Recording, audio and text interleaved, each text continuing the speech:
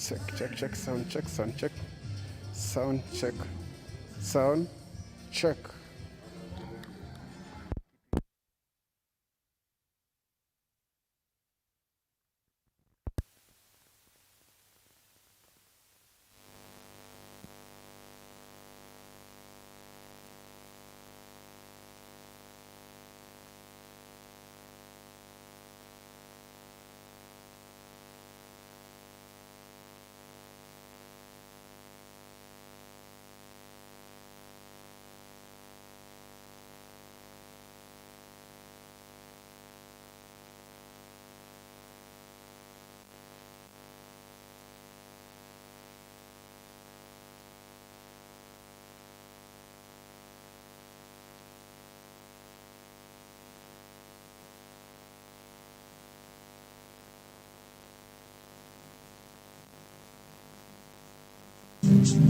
Sitaabudu miungu mingine,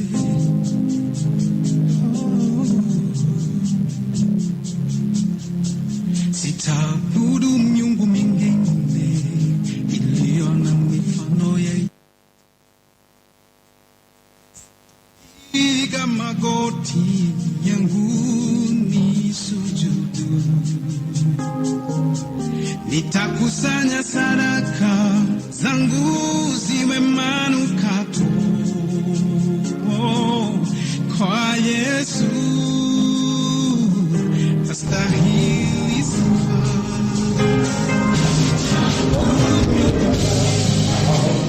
Iliyo na mifano yeyote, sitapiga magoti yangu nisujudu, nitakusanya sadaka zangu ziwe manukato kwa Yesu.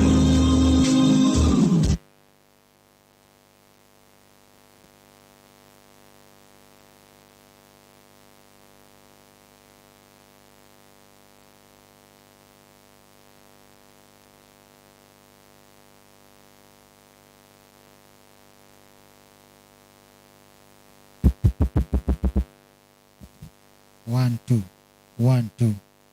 Praise God. Mic test.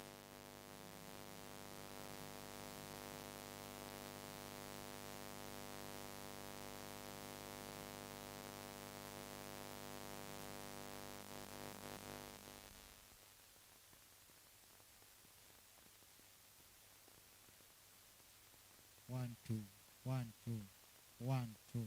Mic test. Mic test. 1, 2, 1, 2. Mic test. Praise God. Praise God. Hallelujah. 1, 2, 1, 2.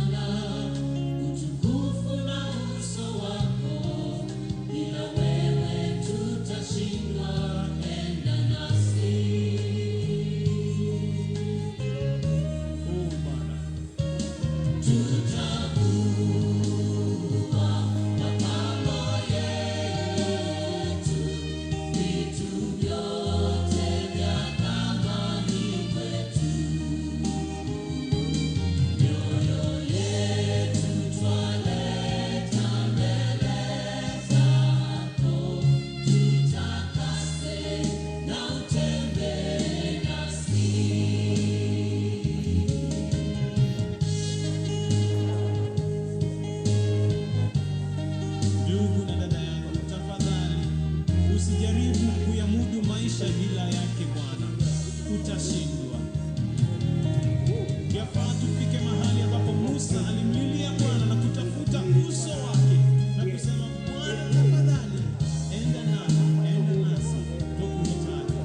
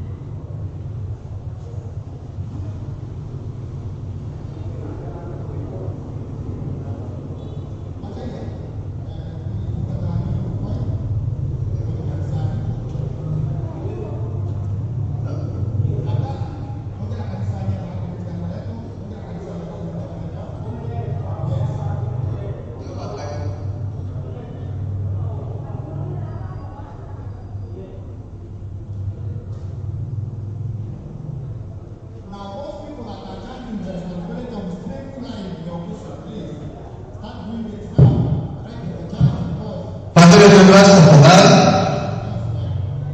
tusaidiane.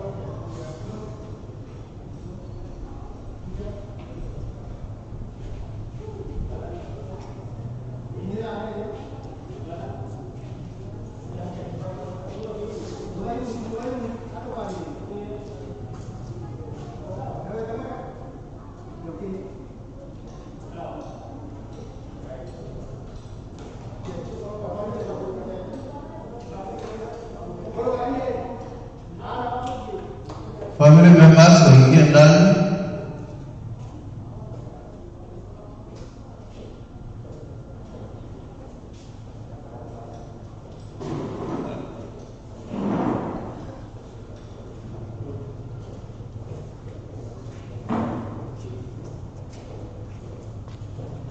Awira bataka nibangira kana teguru. Seats.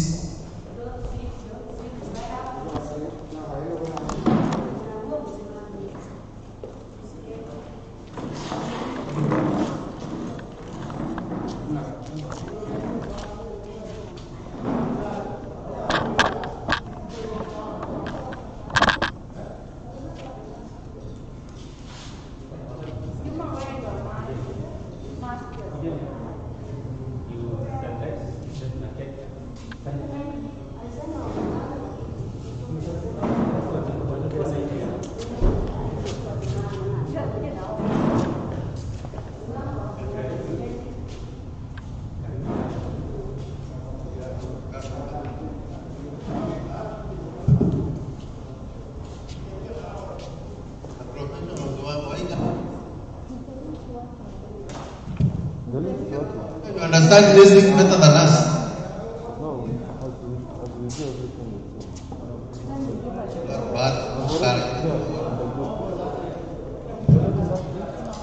Neni korio ka nani de moyo ne umada ne ungire ora ambete kagira ija ke ratwite ratura ahora ore moyo nawe ambete kete ate korokwa kenya na kenya utenjere na gantu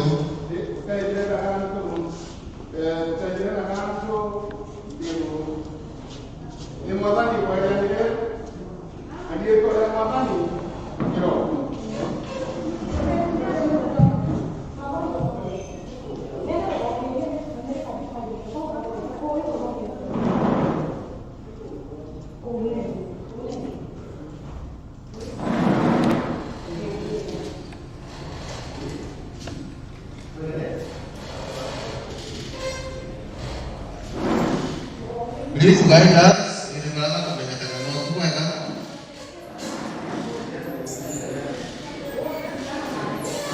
Kau sebelum datang beda.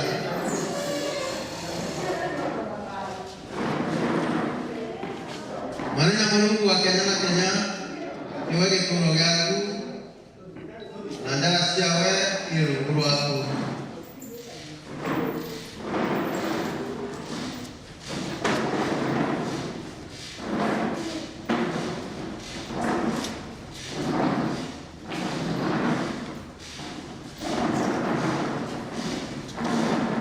Ni waktu ni, tuka tura don tuka muada.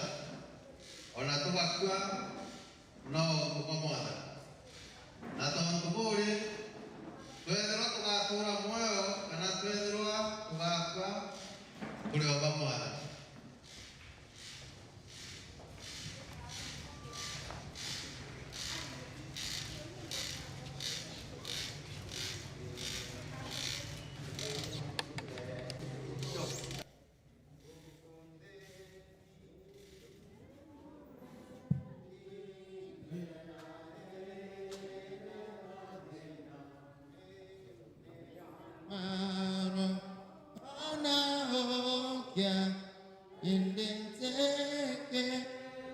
Nashige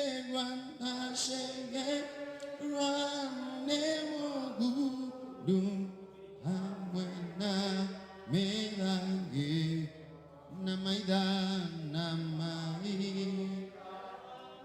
yoroka na baba nai karong koroya kwaya dogania inaya rugendo nitumagan mega dinambo denangeta tora awe karambu riwa turana ye nawe Kenya tontun ajay ante daya tuko shande kontuwe ni mono nanandita nagahati handaidaye narendeta temotaro gakinya nogokai turayawe yaokumyo nababa nai rerang inyawe konaba pana mukada denan shone Kenya na ke tila shoka kodangeka gatura gakindaji tontu irane kwawe na baba naije.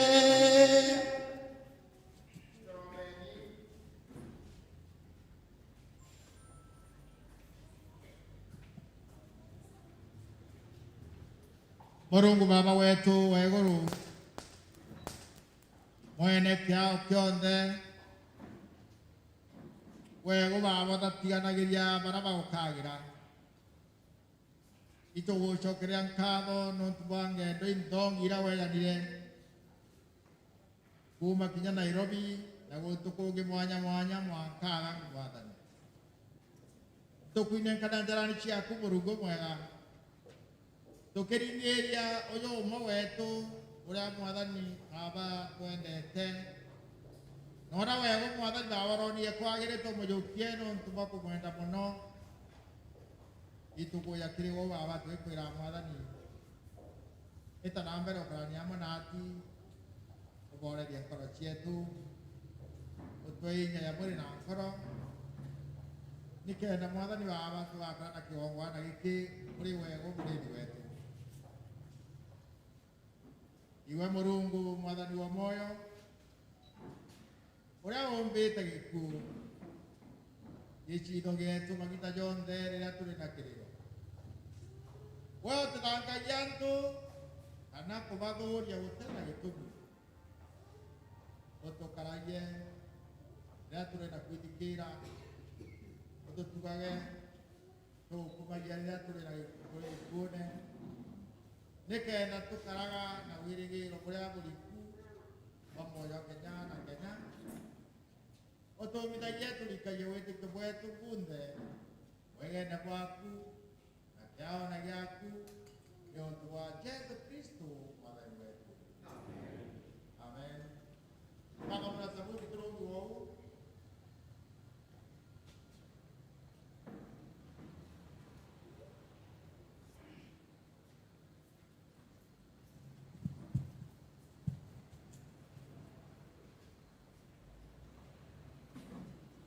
Bwana asifiwe. Betagwa Stephen Mugambi Datho Kristo mwana wa Murithi na Mwonokia tankuburomba kuthikira kithomo kiu mbere yetu kiumite kiri bura Zaburi 90 tukithira chapter yonthe irithomeka ugu mwathani wao igwao uturaga uri uturo bwetu ciarwani cionthe mbere wumba irema kana wumba nthiguru o wari ngai mutura moyo na ugatura uri ngai mwanka tene na tene ucokagia antu tirini ukauga coka ntirini bio ana bantu nontu mianga girikire gwao ibo mwana ntugo imwe nwata ugoro bura ndirakurukire kana kagitaga gakuraria utugu utokondoragia gwao ta bura muguo ukondoragia tuthiraga na bwe na kiroto tukarita nyaki embithi tukire bura ikuraga na ikaririma bwega ugoro ugakinya ikanyara na ikauma tio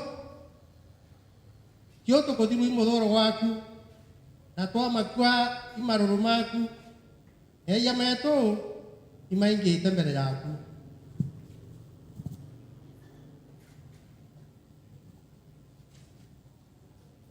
meya meto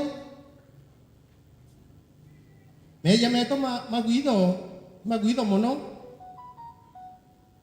wa maigaura omba umona tugo cietu cionthe ithirite ukurukira muthuro waku uthiraga ta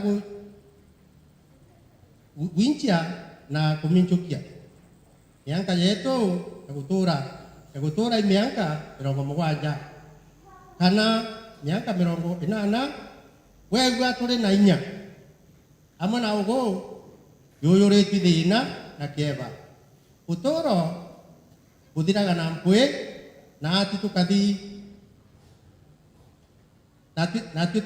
tukathira no gwinye bura inya ya muthuro gwakue kana kamenya ura ubatirwe utigwa nuntu bwa maruru mamu maku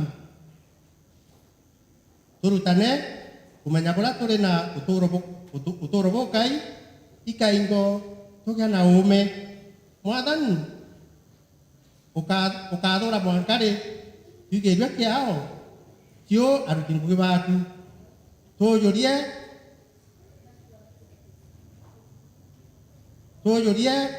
orora rukiri na gwendo gwaku ura butathiraga ikaingo tukena na tugwirua ntugo cietu cionthe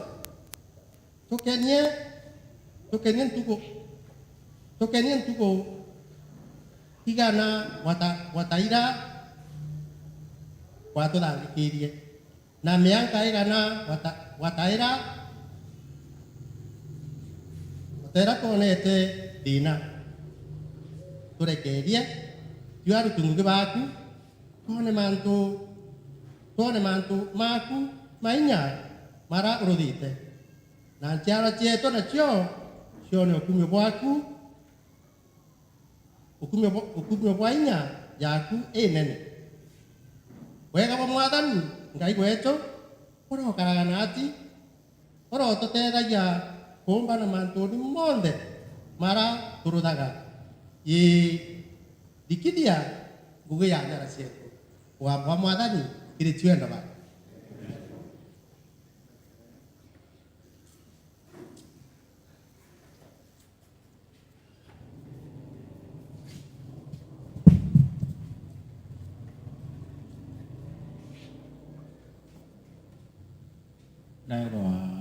Rombera muci pasti vin pare ko dunia wa bodi ko mungkin jadi anak bapa bonde anak pasti vin bae turun tu baron tere bap no to dulu ram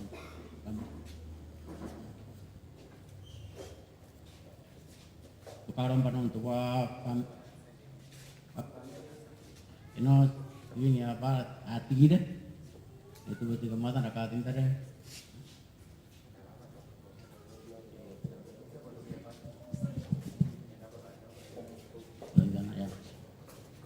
itu betul jatuh kematan rakatin tadi aku menero aku dah boleh nampak taniro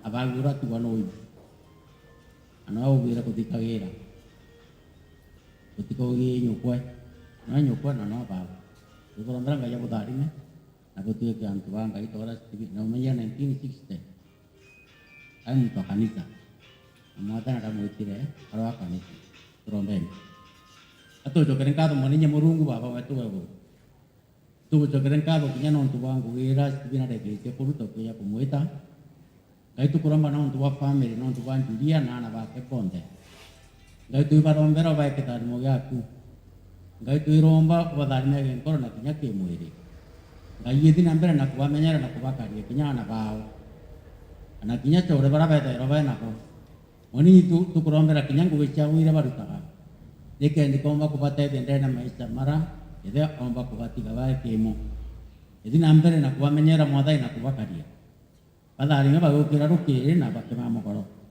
oke orang kaya dia mau nak tu orang bero mujur muadan orang mau nak uar aku menyara itu uti nampere nak kuat menyara nak kuat kari aku bawa naik kanira di maduanyo di ngkoro di mutolire di mudire orang tirang gue gue orang orang kita mau antar untuk baca semua tan itu orang amin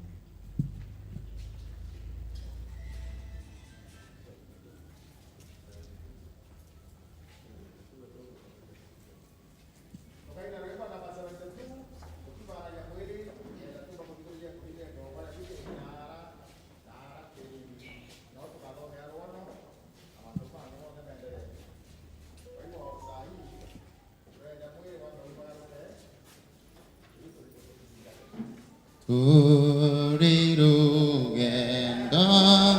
nereto tuetamatu tugata ita tutu eni wikunde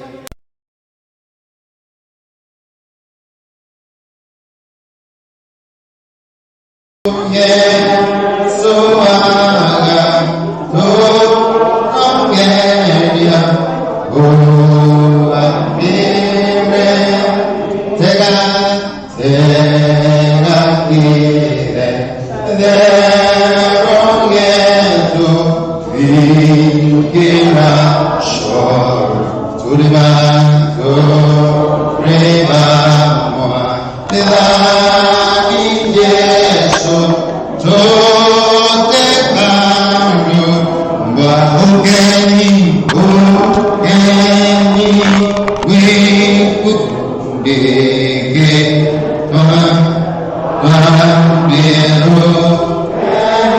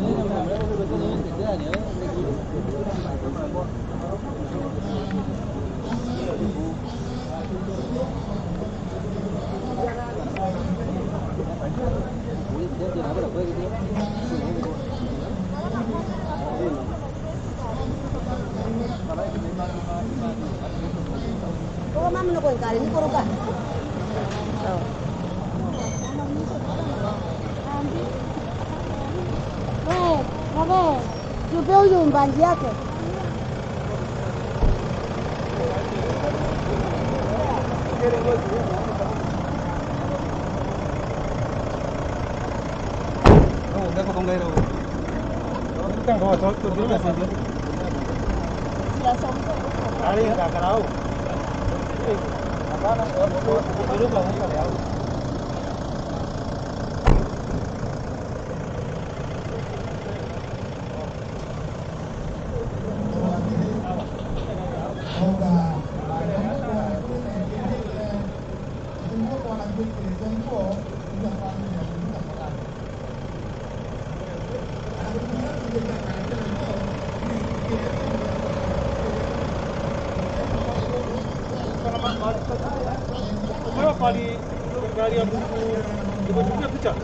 Yaani unaenda wapi?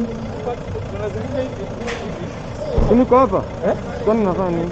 Ndio nakuuliza. Nakuuliza. Ufuatilie gari ya kuku wa company. Utaenda aje? Ndatembea na miguu. Kwa hivyo tusilo.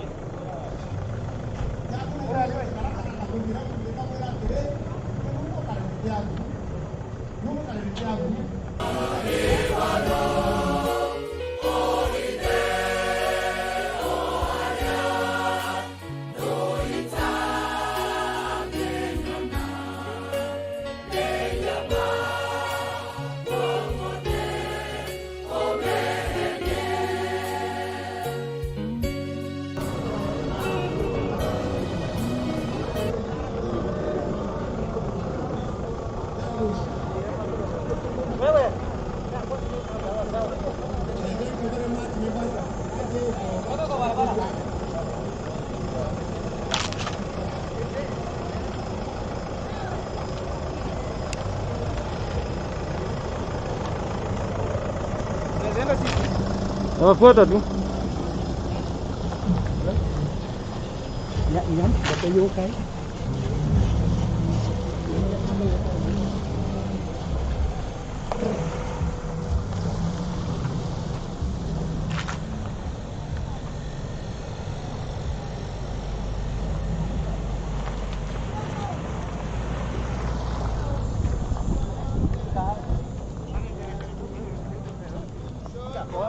Ada kanan kaya udah.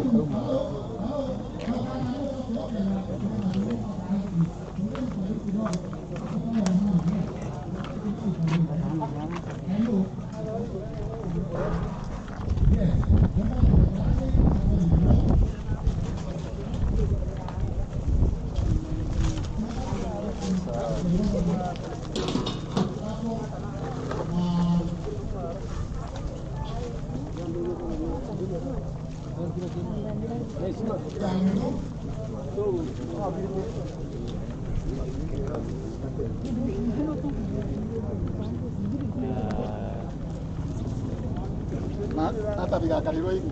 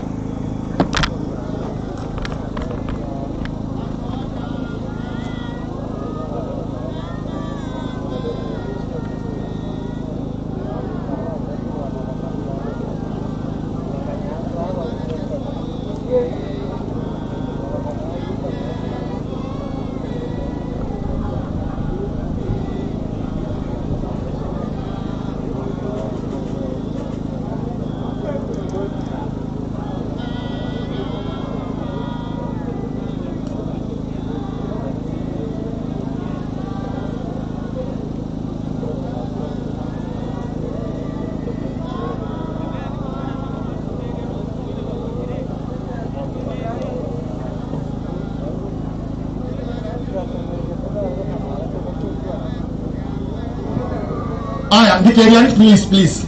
Atumiria kuri batayo ngaigite please. Abio go biangani ogu. Yote songani huko kidogo. Ninyi songeni huko kidogo. Hivyo vitu vilivyo songeni. Songeni tu. Baba songani mai. Tena udogo tafadhali. Songeni. Usonge tu kali hivyo vitu vilivyo pande huo. Na gana tuange bakadi.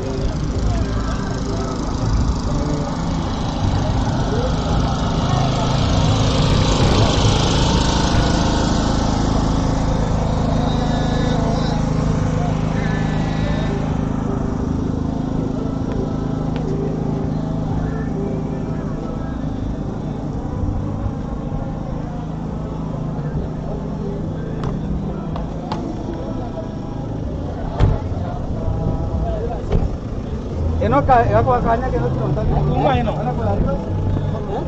Esia na nyumori basi bwana.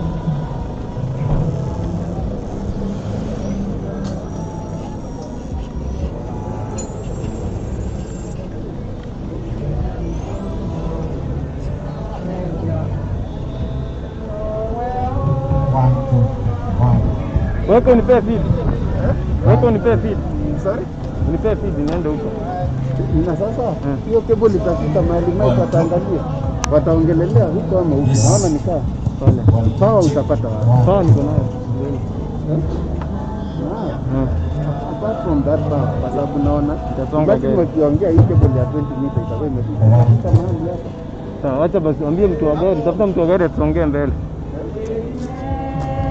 Wewe uko na gari? Songesha gari hapa hivi.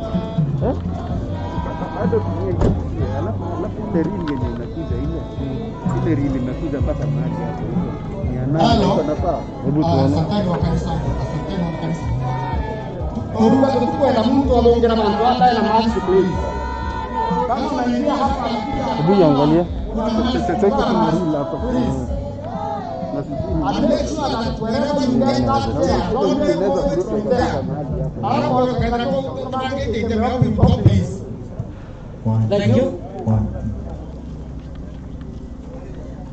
Sasa ni wakati wa kutoa mpendo Ile ni hapa ni hapa.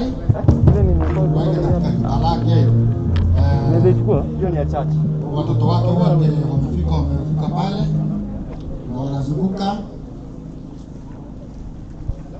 Tulisema namna hii, na wakati nikizungumza na mimi mtazami ninawaonyesha nini wapi. Tulisema tendi hii ambayo nimeshia kidole ni ya declare na the immediate family members. Alafu tukasema tendi nyingine pale ni ya family members wale watakabaki pamoja na wale wageni wamekuja kuzidisha mwili. Upande huu unaonyesha kidole ni wa viongozi wetu watatoka Mike. Wacha hapo chini kuja.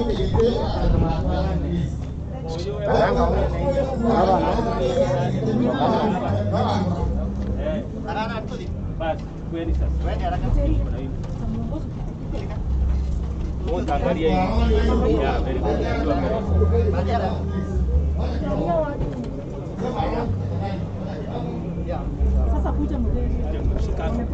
Watiranike nda. Unaenda kwa. Tumereka sawa.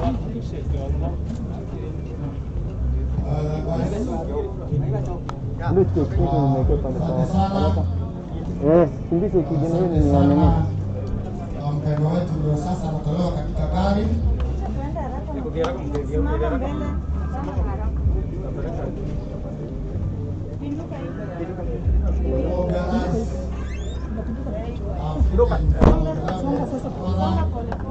Pole. Mike, sawa. Mike, extension harakisha. Extension.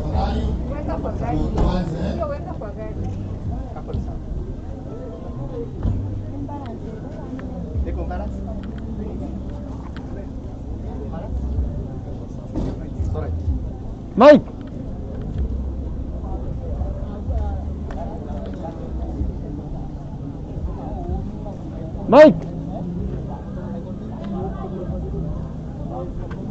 Mike, kimbia bana.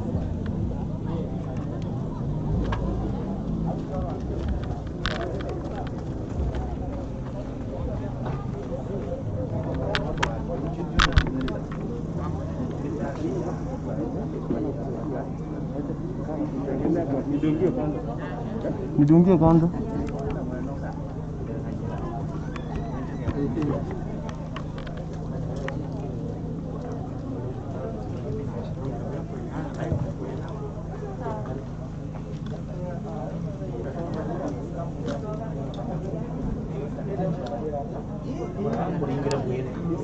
Hakuna? Sawa. Tumependa. Sasa tunaweza anza hiyo vitu vingine.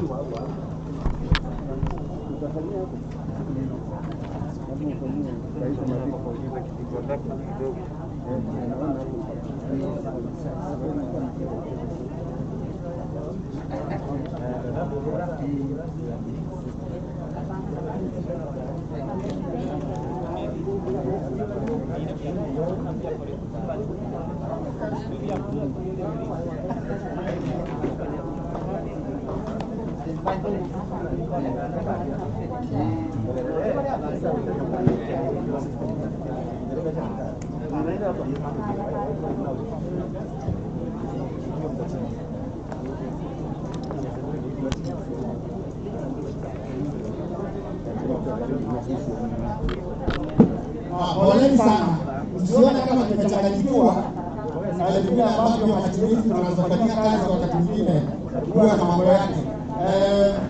Unfortunately, kile huwezi kufika pale hata hata mwanzo kaini para kwenda kaambia. Andikeni hapa programu ya wakala. Tusikizane pia ambapo programu itakayokuwa baada ya dakika moja kuanzia sasa. Reverend atakuja atuongoze kwa maombi. Kisha akishaongoza kwa maombi, tutakuwa na elimu ya theology.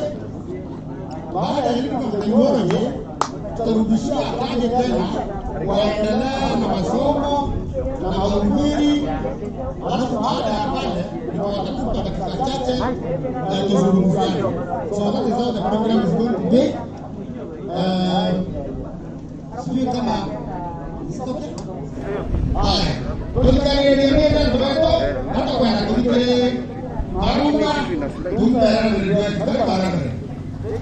asante sana.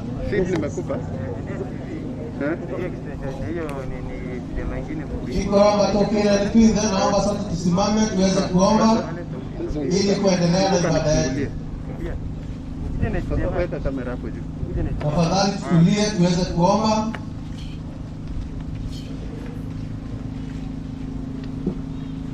Na ngoja wanapotembea tafadhali watulie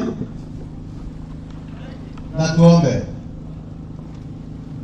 Baba, katika jina la Yesu Kristo, mchana mwema tunakushukuru kwa uongozi wako, hasa kwa wakati ambao tumeweza kufika na pia sehemu ya ibada ambayo tumekwisha kuwa naye kule ndani.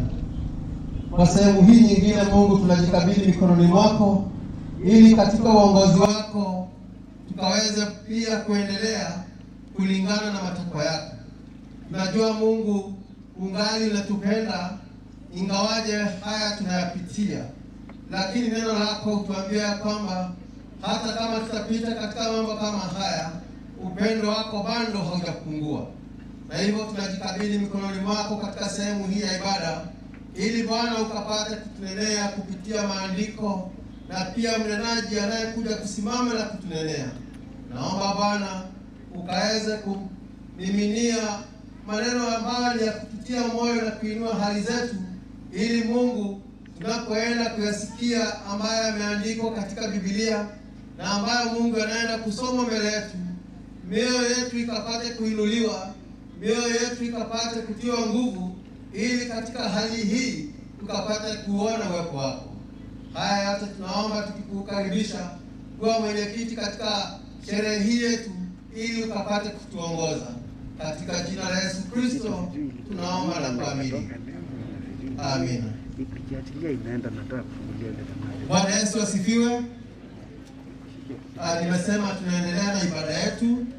Kwa hivyo naenda kualika wale ambao wanaenda kutusomea vifungu vya Biblia ambavyo vinaenda kutuongoza ili tukaweze kusikia ambacho Mungu anatunenea siku hii ya leo.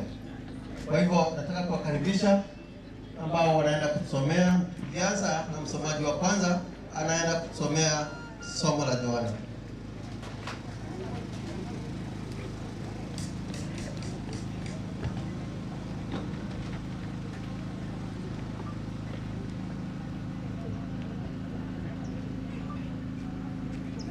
Bwana Yesu asifiwe.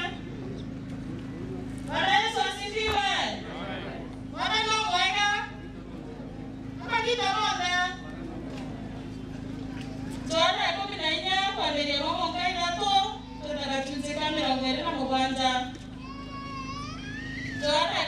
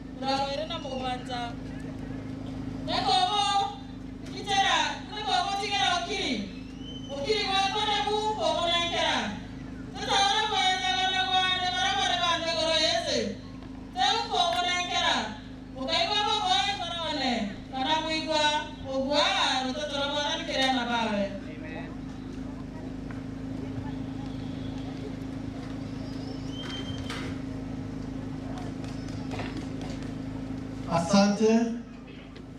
Na msomaji wa pili anaenda kusoma kutoka kwa Wathesalonike wa kwanza sura ya 4 mstari wa 13 hadi 18. Msomaji wa pili.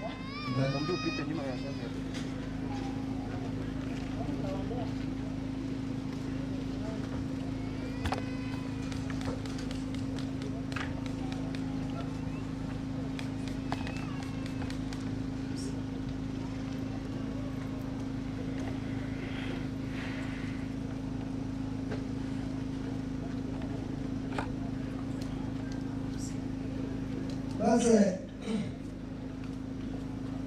kabla sijaendelea na masomo toka kitabu ambacho naenda kusoma, naitwa Daniel Mtegi Mwanga na kwa jina lingine Mtegi Kaba. Na zaidi ya hayo, Yesu Kristo Bwana Mungu amekosa moyo wangu. Tunaambia tunaenda kwa vitabu za Wathesalonike. Nasoma na kidaraka. Wathesalonike ya mbele. Inya kwa mbele ya 13 mwaka 18.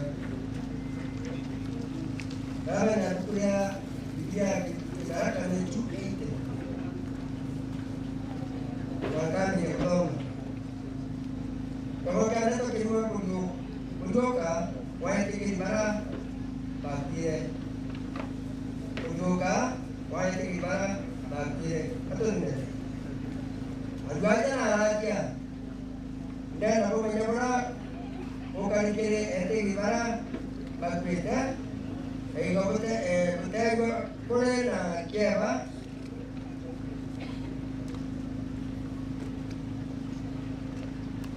Jadi,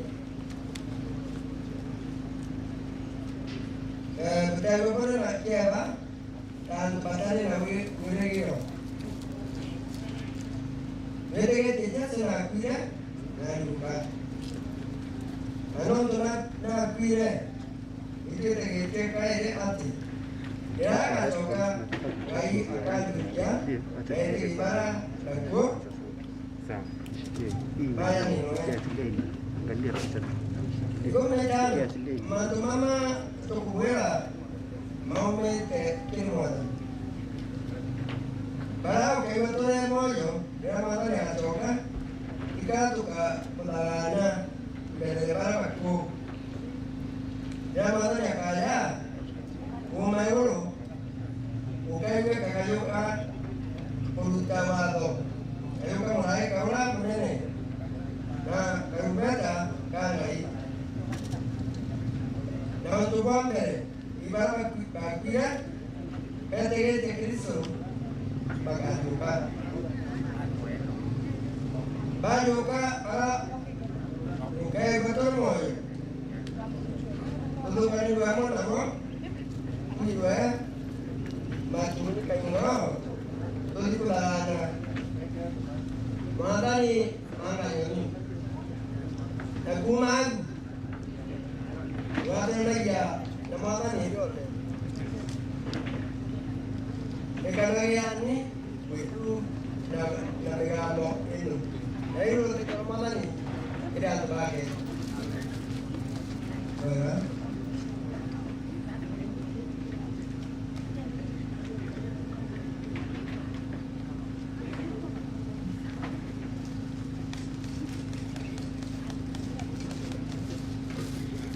Asante sana mbaye kama mdhambi wetu kagitaka ndenda wito mo family kenda aturetera rugono kwa mtumidia wetu. Asante sana Reverend. Bwana Juma Njage, na mnajua yeye ni jenerali wa jeshi. Ni mtoto wake ndio anataka kusoma biology. Karibu Bwana Juma Njage, captain.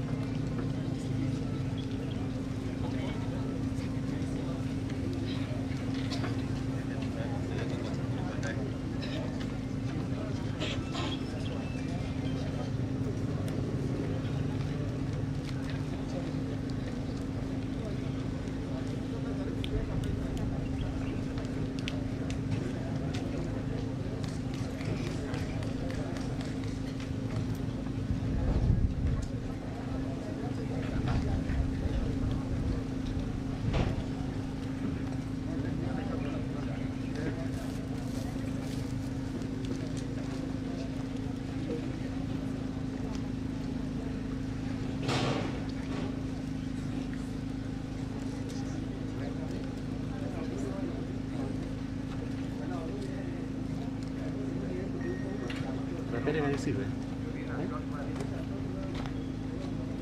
Hebu ongea tu. Tushaweka.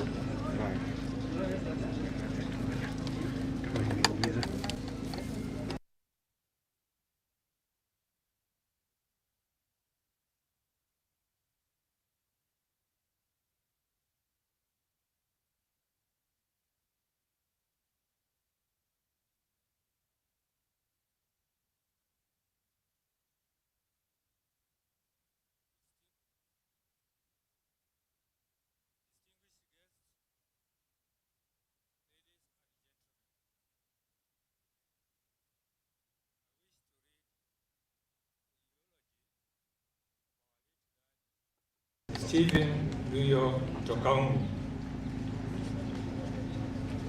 My name is retired Captain Juma Njeri, the firstborn in this family. I begin. Eulogy of the late Stephen Nduyo Tokaungu. Early life. The late Mzee Stephen Nduyo Tokaungu was born in 1932 at Kanyweni village, Kamanyaki location, Tharaka sub-county, Tharaka Nithi county. He was a son to the late Tokaungu Charwa and Kahona Muturo. He was the second born and the only son in a family of 5 children, namely Mary Kaburi, Esther Karea, Tabitha Nchuri, and Joyce Mukwandira. Education. The late Mr. Stephen Nduyo Tokaungu joined Kamutuanduku Primary School in 1952 and later sat for Common Entrance Examination, which by those days was called CEE, in 1955. He was admitted to Gaga Intermediate School.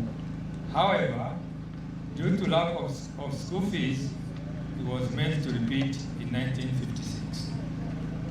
Although he passed a second time, he didn't continue with education due to lack of fees.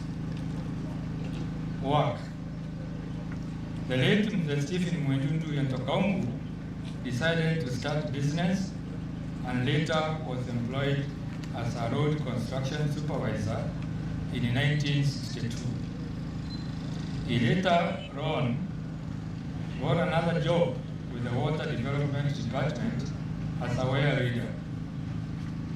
And if I may add, as a wire reader, it was also doing the meteorological work, also with the water. He was later promoted to a senior wire reader, and a senior wire reader was the highest position that you could get in this region. A position he held till his retirement in 1992. Due to his exemplary work, the ministry retained him until he voluntarily decided to quit his job in 2007. During his tour of duty, he worked at Ngobo, Nyeri, Moranga, and Marimanti, where he retired. Family life. After separating with the late Elizabeth Ndanga and Beatrice Mukore Mbori, the late Mr. Stephen Nduyo Tokaungu met and married Mama Julia Machese at a very colorful wedding ceremony in 1969. The late Mr. Stephen Nduyo was blessed with the following children. 1. Retired Captain Juma Njeri, who is a security consultant. The late Joyce Kambura, Jafet Nyaga, who is a farmer. Jocelyn Karemi, who is a business lady. Evangeline Kawiria, Civil Registration Services. Honorable Susan Ngugi, MCA, Marimanti Ward. Sarah Mwendoa, engineer in Australia. Evangeline Kawiria, Moses Mawera, a businessman, Shadrach Masheria, the Rakanithi County Government, and Purity Karambu, who works with Tetra Tech International. He was blessed with the following sons-in-law: the late Peter Giteme and Donald Omondi, and the following daughters-in-law: Selina Kadhambi, who is in the UK, Mary Kagira, and Charity Kabengi. He was a grandfather to many, including Caroline Kawera, who is in the UK, Dave Kimathi in the UK, Christine Gaki in the UK, Wycliffe Mwenda, Charity Gaturi, Kevin Muli, Nancy Wanja, Esther Kawera, Vincent Mwirigi, Karen Gaki, Providence Mwejani, Precious Mukiri, Zainabu Kadhambi, Wilson Monene, Adams Mutedia, and Samara Mich. He was further blessed with the following great-grandchildren: Ava Kawera Beans, Zuri Makena Beans, Destiny Wanja, Ems Ngoge, Rick Masharia, and Noel Nyamoki. The late Mzee Stephen Mwindu Nduyo Ntokaungu was a son-in-law to the late Zakaria Marania and the late Elizabeth Ntomonene. He was brother to Mary Kaburi, Esther Karea, Tabitha Nchore, and Joyce Mukwanziga. He was cousin to the late Samson Rokongi, Damiano Morimi Kunyanga, Nyamu Kunyanga, Ntoro Baredi, Elijah Mutiria, and many others. He was brother-in-law to John Kirimi, the late Elijah Gitonga, Tabitha Nkirote, the late Silas Kidhure, Jeremiah Mutweri, Gilbert Mudhuri, Beatrice Mukui, late Lady Akadhure, and Bernard Mutiga. Religious life. The late Mzee Stephen Mwindu Nduyo Ntokaungu was a staunch Christian. Until his demise, he fellowshipped at Marimanti Methodist Church. Mzee was both a virtuous and a peaceful man. His character was admired by many. He was always called upon to mediate on several issues, both at family and at community level. His love and commitment to God's ministry was quite admirable. He was preacher number 2 in the entire Tharaka circuit, currently Tharaka Synod, and preacher number 1 in Marimanti circuit. He also mentored many young people into God's ministry. Social life. The late Mzee Stephen Mwindu Nduyo Ntokaungu was both very social and generous. He helped many people and always gave to charity. He built a dormitory at Kamatungu Primary School, where we are now, when he was the chairman of the school board of governors. He paid school fees for many orphans and children with disability, and he even accommodated some of them at home. While serving as the chairman at the Marimanti Polytechnic, he donated land to the institute. He also bought land for Ankune Church, donated land to Marimanti East Africa Pentecostal Church, and has assisted several other churches. Sickness. The late Mzee Stephen Mwindu Nduyo Ntokaungu started getting unwell way back in March 2011. In August 2011, he was diagnosed with a brain tumor. He was taken to Chogori Hospital and later referred to Nairobi. He has been attending clinic in Nairobi till 2020. His health started deteriorating in early 2020 and was admitted first at Coptic Hospital and later Keru Hospital for further treatment. He was referred to Nairobi Hospital on 27th February 2021, where he continued with treatment.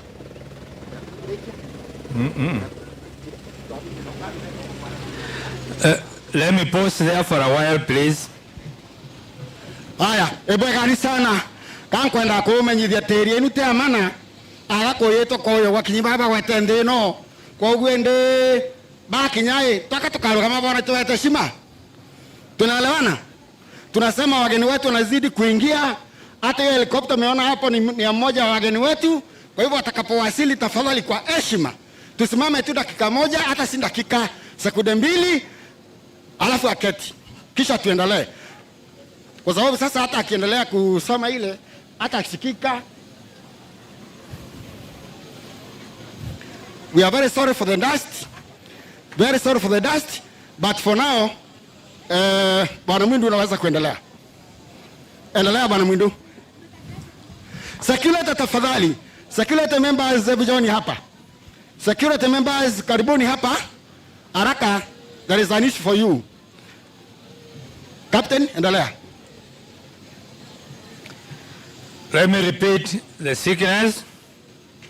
The late Mr. Stephen Nduyo Ntokaungu started getting unwell way back in March 2011. In August 2011, he was diagnosed with brain tumor. He was taken to Chogori Hospital and later referred to Nairobi. He has been attending clinic in Nairobi till 2020. His health started deteriorating in early 2020 and was admitted first at Coptic Hospital and later at Keru Hospital for further treatment. He was referred to Nairobi Hospital on 27 February 2021, where he continued with the treatment till his demise. He was promoted to glory on the morning of 13th April 2021. A quote from him. Haya. Haya. Karibu makofi. 1, 2, 3. Karibu. Mheshimiwa. Hapa ndipo ulikuwa unakuja. Karibu sana. Thank you very much. Aya, we are very happy. Karibu sana.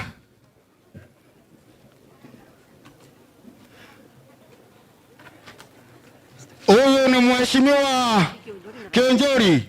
Mnajua former Minister for Agriculture Mheshimiwa Mwangi Kionjori aliyependa Tharaka sana nyakati zake hata sasa. Ndio huyo. Hata our former governor yuko hapa pia and other dignitaries. Karibuni sana. Bwana Rawa karibu sana pia. Hapa ni kwako. Yes.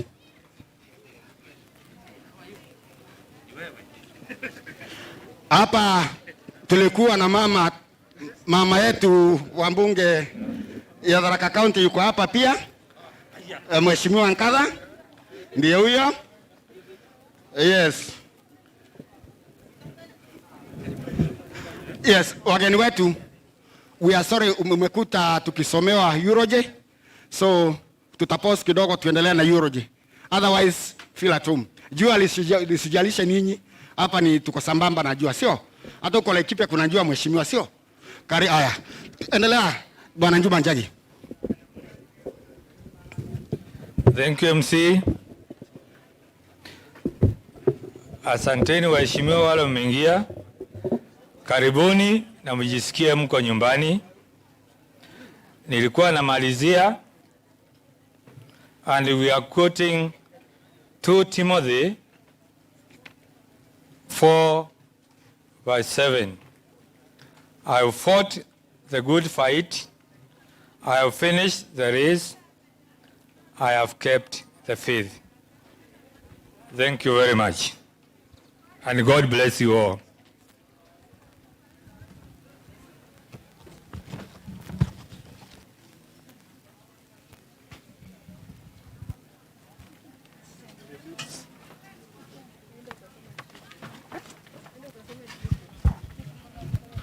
Yes, asante sana bwana Juma Njage, Captain Juma Njage.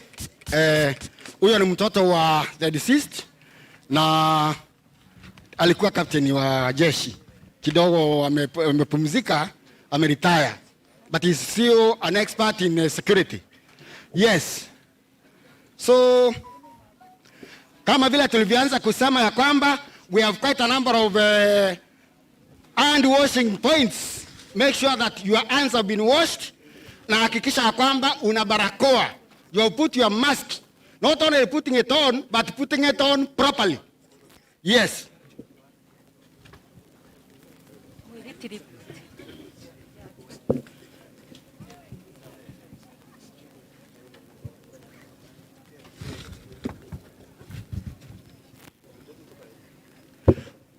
Baada ya eulogy sasa tunaenda kwa tributes which we think are going to be very short. Karibu sana Madam Kaweria for tributes. Huyu ni mtoto wake anafanya kazi Nairobi in the ile inaitwa Civil Registration Bureau. Karibu. Bwana asifiwe. Ile yule nje tuko nayo kuna vile tumejipanga si wakuje. We are going to read the eulogy, the tribute on behalf of all the children. I will read.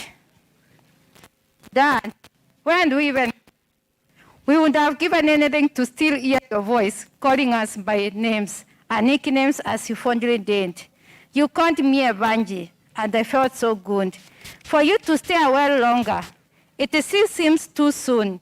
The memories of how strongly you fought, but mostly the memories of how celebrated and extraordinary you have been. You are irreplaceable, Daddy. You are the most hardworking, generous, responsible, and protective dad anyone could have dreamt of. You fondly referred to yourself as king, and a king you truly were. You loved us all equally and took care of us like real princess and princes. Daddy, you sacrificed everything to ensure that we were all comfortable and well provided for as a family. You taught us the blessings that comes with giving. Daddy, you never lacked because of giving. If anything, blessings followed you through your entire life on earth.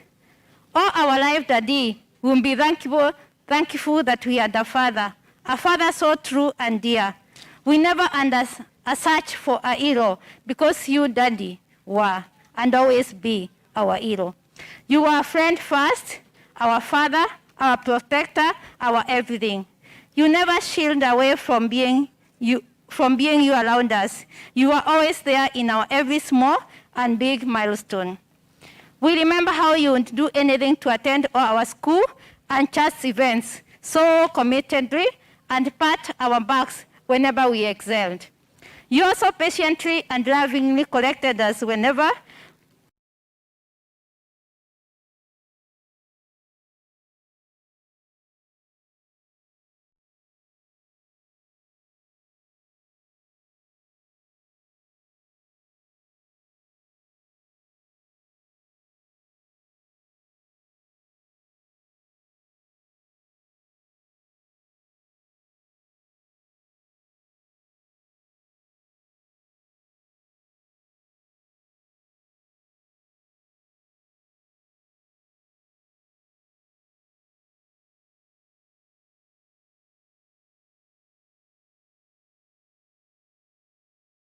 moment in our lives. We would have wished that you stayed a little longer, but God chose to end your pain. And Golden Heart stopped beating on 13 April 2021. I remember standing by your bedside when you could not breathe anymore. Your hard-working hands put to rest. God broke our hearts to prove to us that He always takes the best. Daddy, although our lives journey has drained us to be apart, you will always be in our hearts. You have left your blueprint in our minds, your handprint in our hearts, and your imprint in our soul.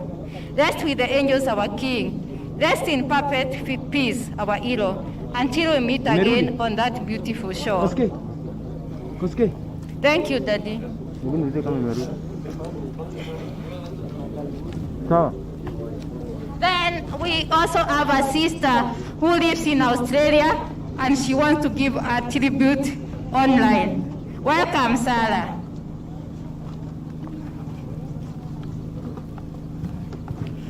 Thank you, son. Thank you very much. Yes.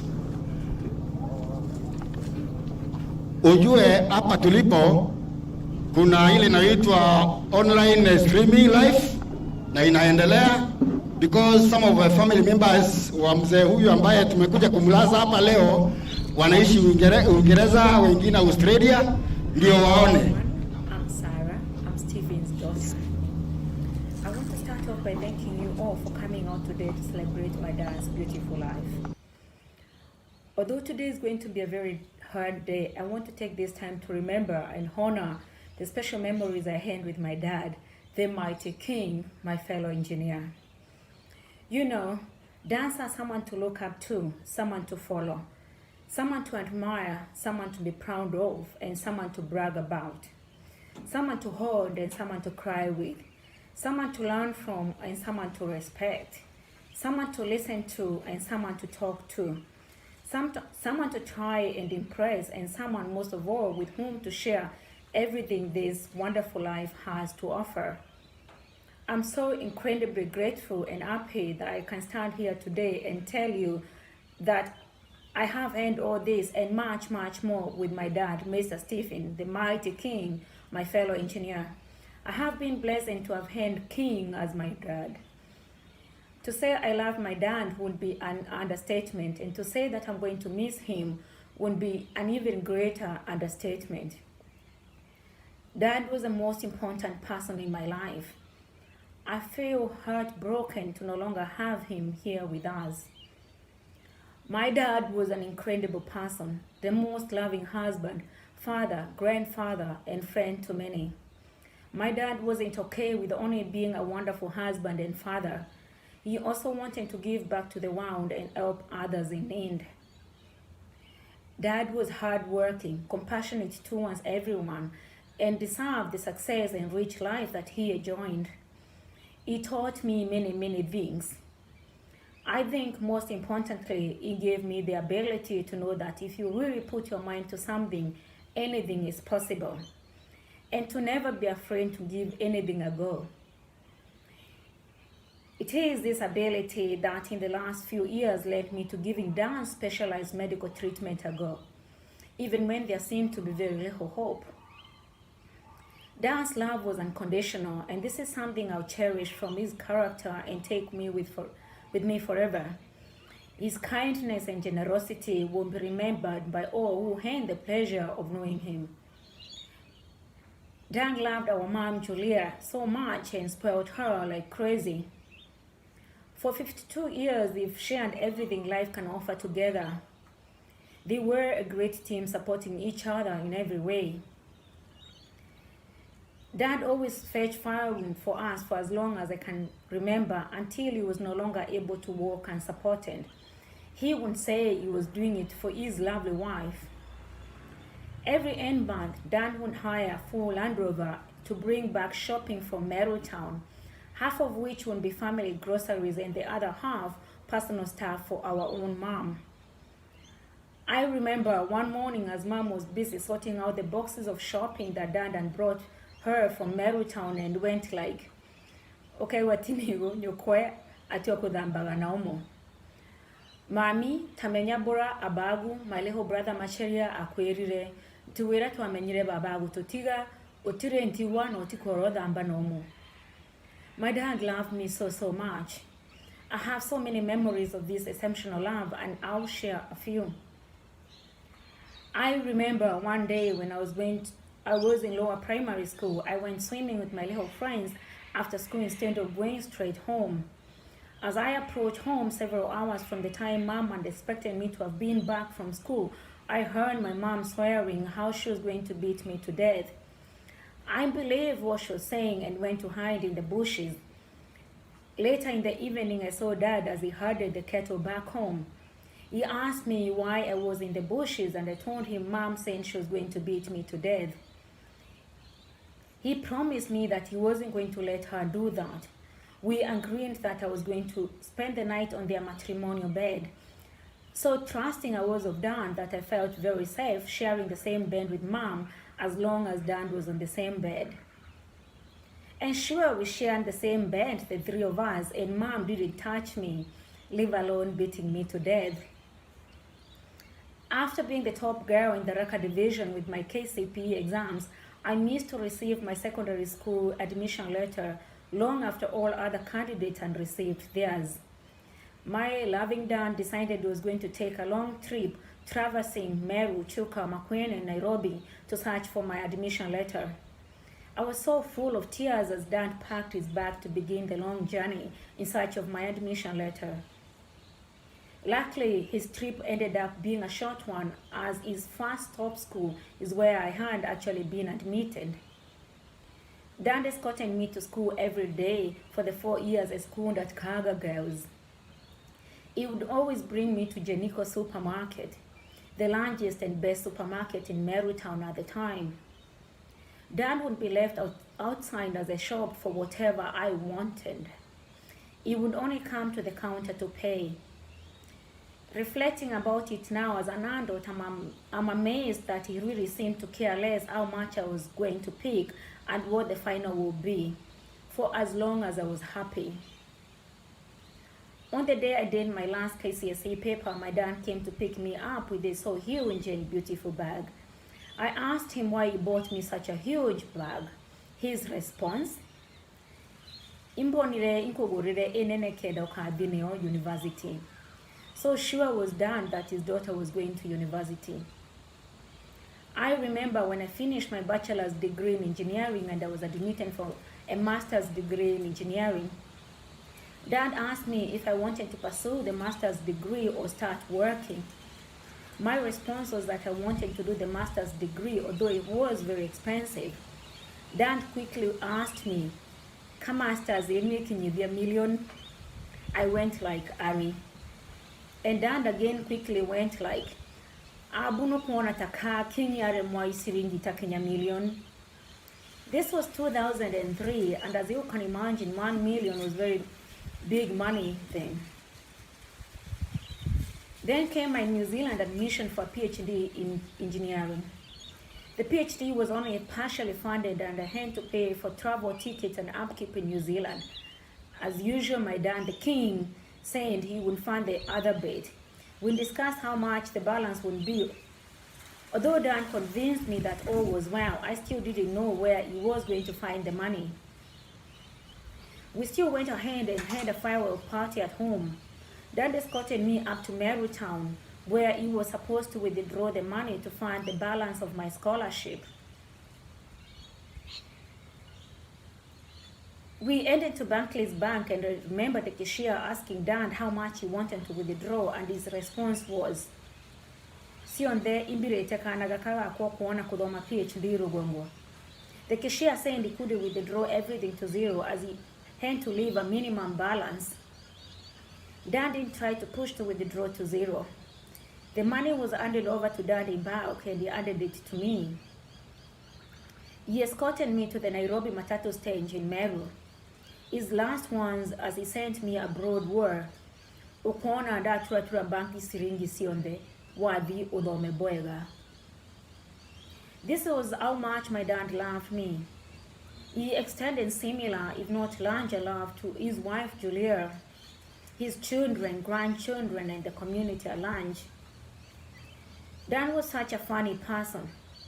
He believed he was a king. Indeed, he was. Dad worked as a water technician with the Ministry of Public Works. He was often referred to as Mwindu Urawaroji. It wasn't until I enrolled for my engineering degree that Dan found the professional name for the work he had always done with the ministry. Soon after I enrolled for my engineering degree, Dan started telling his friends and family that he was a civil engineer, which he sure was.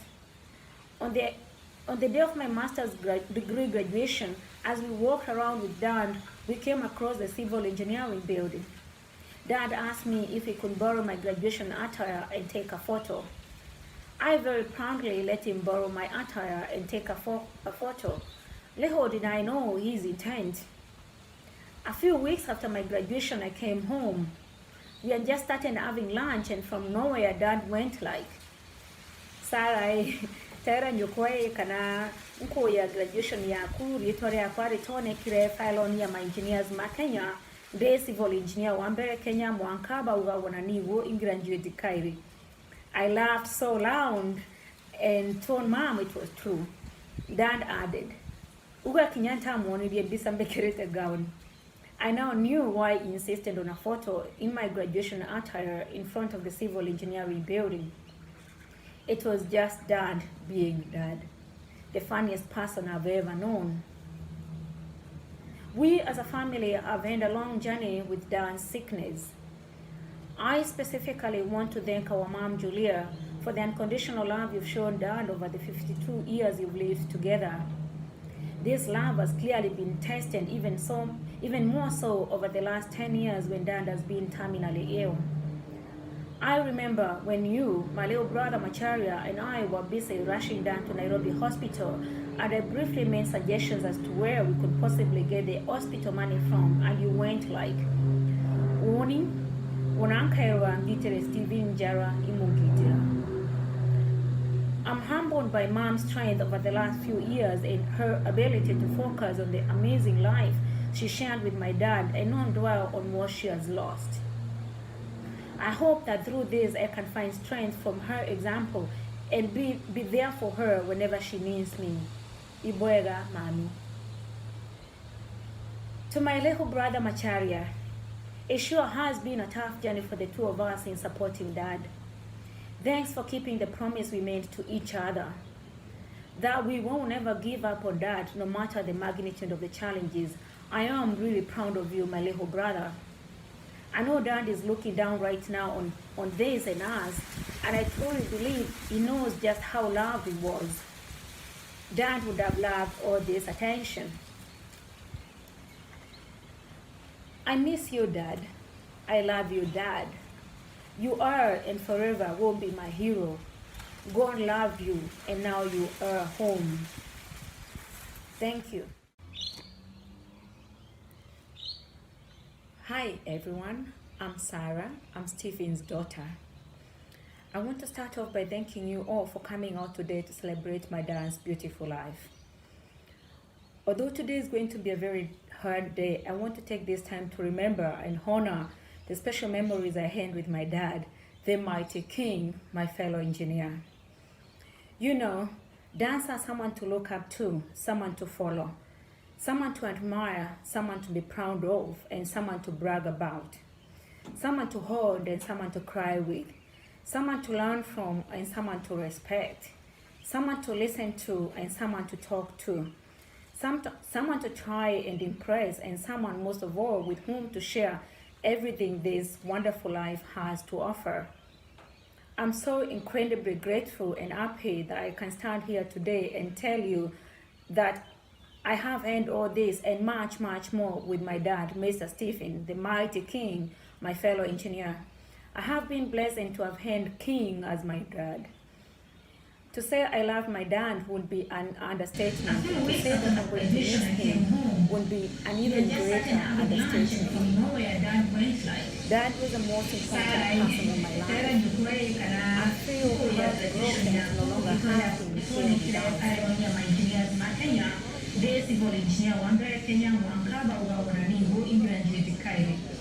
I laughed so loud and told Mom it was true. Dad added, I now knew why he insisted on a photo in my graduation attire in front of the civil engineering building. It was just Dad being Dad, the funniest person I've ever known. We as a family have had a long journey with Dad's sickness. I specifically want to thank our mom Julia for the unconditional love we've shown Dad over the 52 years we've lived together. This love has clearly been tested even more so over the last 10 years when Dad has been terminally ill. I remember when you, my little brother Macharia, and I were busy rushing down to Nairobi Hospital, and I briefly made suggestions as to where we could possibly get the hospital money from, and you went like,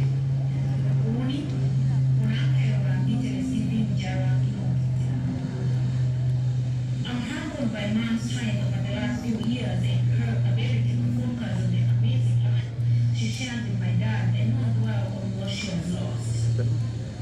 I hope that through this I can find strength for her example and be there for her whenever she needs me. In prayer, lakini sasa mimi naweza peleka kitu kwa mwenye atakuwa anaongea. Thanks for keeping the promise we made to each other. That we will never give up or dash no matter the magnitude of the challenges. I am really proud of you, my little brother. I know Dad is sitting down right now on this and us, and I truly believe he knows just how loved he was. Dad would have loved all this attention. I miss you, Dad. I love you, Dad. You are and forever will be my hero. God loved you, and now you are home. Thank you. Haya, thank you very much. Huyo anaitwa Sara, anaishi Australia, ni mtoto wa huyu mzee ambaye tunamzungumzisha leo. Alikuwa akiongea mambo yake, jinsi anavyomjua baba yake.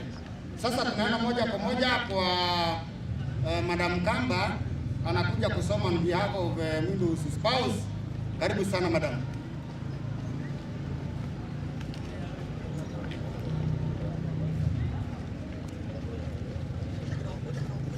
Mugeni.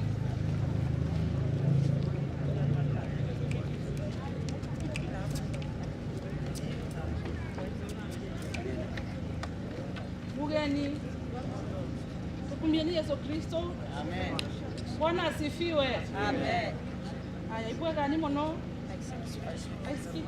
This thing is not working. Perfecto.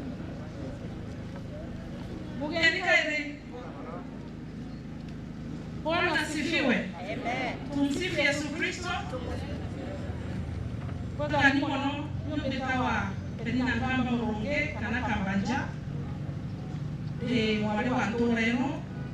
Nimbo yetokaria my sisters tuemde na mweru wakwa Julia wa Mwindu wananyola kuletwa hii Stephen Mwindu abataijire kwa unkagoma on behalf of my mwerua, my beloved husband. I still don't believe that you have departed when I remember the true love that you gave to me. When I remember that you were always there for me and our children, I feel so sad that you are gone. All the same, I have accepted God's will, and I have faith that you went straight to heaven, and I know we shall meet there. Had it been my wish, I could not have let you go. I am a witness that due to the way you served the Lord, you are in heaven. I shall always miss you, my darling husband. May you rest in peace till we meet again. Amen.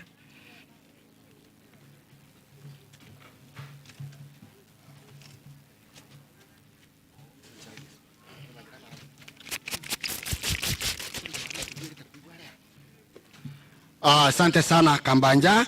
Ende tunaenda sasa moja kwa moja kwa grandchild. Kuna wale grandchildren wake, one of them now comes. Aje, ndio huyu anakuja.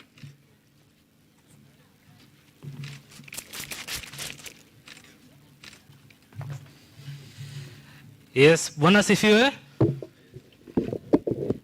Bwana asifiwe tena.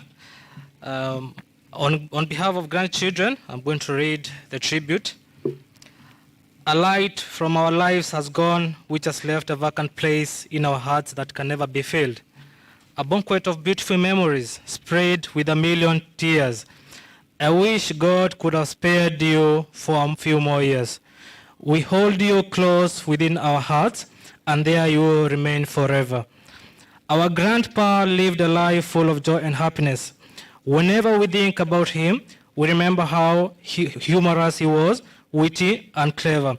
Most of our memories with him are tinged with traces of humor and laughter. It was so much fun to be with him.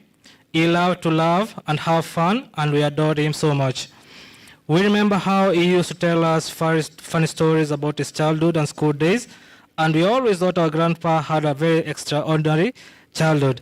Looking back, we now realize that it was not the events in his life that were extravagant, but the way he faced them. He faced life with intelligence, courage, and weight.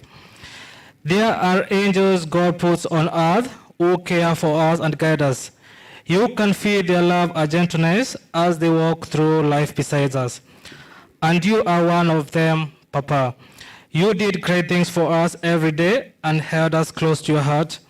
Those special memories of you will always bring a smile to our faces. Rest in the arms of the angels, in a place of peace, love, watching over us always from heaven up above.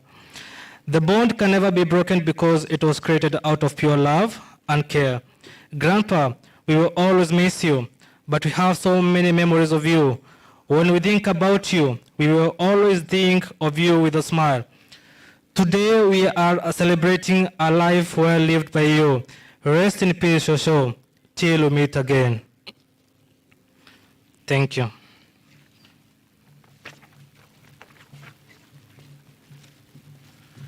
Asanteni sana wajukuu kwa hayo yote na makiweni. Sasa kidogo nataka kuelekeza ninyi mahali.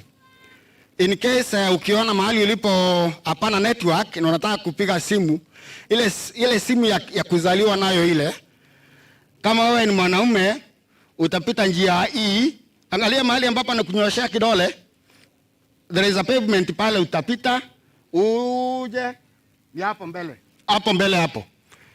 If you are a lady, unafuata njia hiyo na inakuelekeza direct. Sorry for any inconvenience. Now, tunaenda moja kwa moja mpaka katika ile hali sasa ya mahubiri. So, Reverend,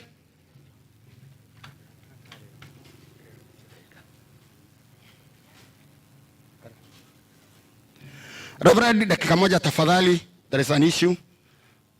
Kuna mmoja nataka kuimba dakika moja tu. Kama va, njoo. Huyu ni grand child, ana wimbo so pressing, nataka kuimba. Shika.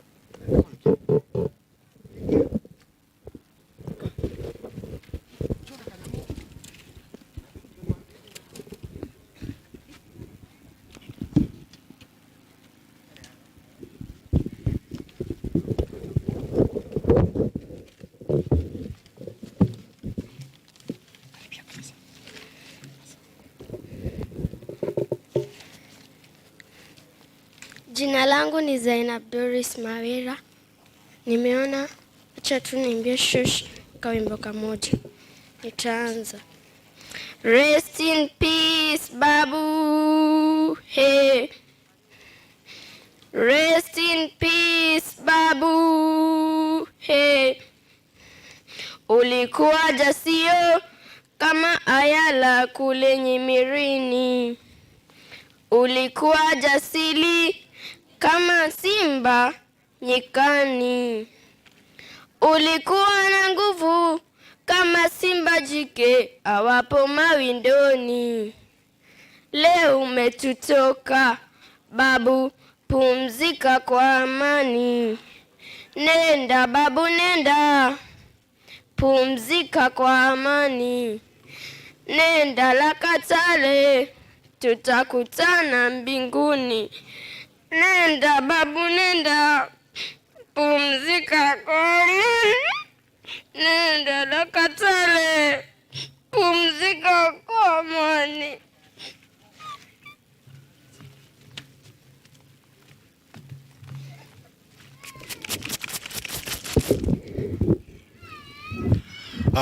Pole sana mjukuu, hayo ni ya dunia, it is expected. Now, kama wakati huu ndio umefika, nachukua fursa hii kukujulisha kwamba hapa tumebarikiwa, tuna wageni wetu wafuatayo. We have Honorable Nkadha Nyaga, Woman Rep, National Assembly, Engineer Nyamo Kagwema, Deputy Governor Tharaka Nithi County, former Governor Tharaka Nithi, Bwana Samuel Olagwa, Honorable Mwangi Kionjori, our immediate former Agriculture Minister in the Republic of Kenya, Honorable Gitonga Gitonga huyu wa MCA Nkondi, Honorable Susan Mwindu ambaye is a daughter to the deceased, ambaye ni MCA wa Marimanti, Engineer Gete, who is a Minister for Roads and Public Works, Tharaka Nithi County, Honorable Gaturo, MCA Karingani, Honorable Justin Kedenji, MCA Magumoni, last and not least, amongst others of course, Honorable Gataya Mwenda, MCA Mkodima. Karibuni sana. Thank you very much. Let's now go to Reverend for the sermons. Na narudia, mahali hapa tukukubali kuwa kama wewe bado hujavaa barakoa. Every one of us should be in masks. Karibu, Reverend. Okay. Asante sana mshereheshi wa sherehe hizi. Sasa ninaomba sote tusimame tuweze kujiandaa kwa ajili ya kusikiza neno la Mungu, na asante sana kwa wote ambao wamehusika katika sehemu ambayo imepita. Nataka kumwomba mchungaji Godfrey atuongoze na wimbo ama kwa wimbo ambao katika ratiba zetu ndio wimbo wa kwanza hapo, cha kutumaini sina, ili tukaweze kuiandaa mioyo yetu kwa ajili ya kulisikiza neno la Bwana. Kwa hivyo mchungaji takusimili. Sawa. Tumia ile ndio askofu. Mchungaji atatuongoza kwa huo wimbo na utakuwa unaandaa mioyo yetu kwa ajili ya neno la Mungu. Wimbo wa kwanza tawapia tune ile ya praise, ile ya najua ndio tumezoea ile haraka. Takutumaini sina ila damu yake, sina wema wa kutosha, dhambi zangu kuzio kwake Yesu nasi mwamba nisa kwake Yesu, sema nasema ndiye mwamba ni salama, damu yake na sadaka na tena tegemea yote chini ya kisha Mwokozi atani kwake Yesu mimi nasema ndiye mwamba nisa kwake Yesu mimi nasema ndiye mwamba nisa njia yangu iwe ndefu, yeye unipao mawimbi yakinipiga, nguvu zake ndizo, sema kwake Yesu mimi nasema ndiye mwamba nisa, sema tena kwa